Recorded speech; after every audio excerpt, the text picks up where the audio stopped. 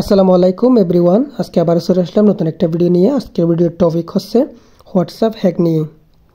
আগে কিন্তু তেমন একটা হোয়াটসঅ্যাপ হ্যাক হতো না, কিন্তু এখন দেখা যায় যে হোয়াটসঅ্যাপের এই হ্যাক সমস্যাটা কিন্তু বেশি দেখা যায়।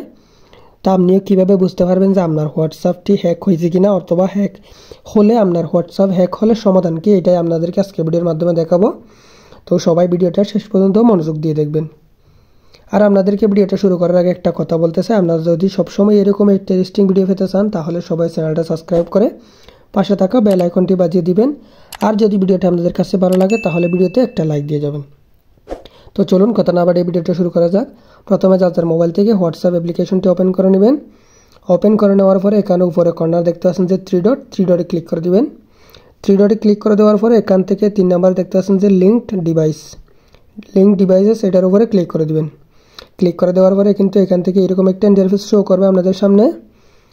এখানে এই জায়গাটাতে দেখতে পাচ্ছেন যে এখানে যদি আপনার হোয়াটসঅ্যাপটা যদি হ্যাক হয়ে থাকে তাহলে এখানে অন্য একটা ডিভাইসের নাম দেখাবে। তো যদি আপনাদের হোয়াটসঅ্যাপটা যদি হ্যাক হয়ে যায়, অন্য একটা ডিভাইসের নাম দেখায়, তাহলে ওই ডিভাইসের উপরে ক্লিক করবেন। ডিভাইসের উপরে ক্লিক করলে কিন্তু এখান থেকে রিমুভ বা লগ আউট লেখা আসবে।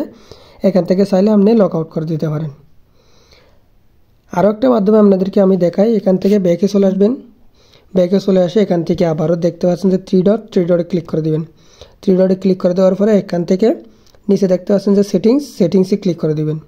সেটিংসে ক্লিক করে দেওয়ার পরে দেখতে পাচ্ছেন যে আপনাদের হোয়াটসঅ্যাপের প্রোফাইলের একদম সাইডে দেখতে পাচ্ছেন যে একটা কিউআর কোড স্ক্যানারের মতো একটা অপশন আছে, ওটার উপর ক্লিক করে দিবেন। ওটার উপর ক্লিক করে দেওয়ার পরে এখান থেকে দেখতে পাচ্ছেন যে আপনার প্রোফাইল নেম এবং কিউআর কোড স্ক্যান। এখানে যদি আপনার হোয়াটসঅ্যাপটা যদি হ্যাক হয়ে থাকে তাহলে কিউআর কোডের বদলে এখান থেকে আবারও অন্য একটা ডিভাইসের নাম দেখাবে। তো আপনি কী করবেন, আবারও সেমভাবে ওই ডিভাইসের উপর ক্লিক করে এখান থেকে আপনি চাইলে ওই যে হোয়াটসঅ্যাপটা হ্যাক করেছে ওই ডিভাইসটা লগ আউট করে দিতে পারেন।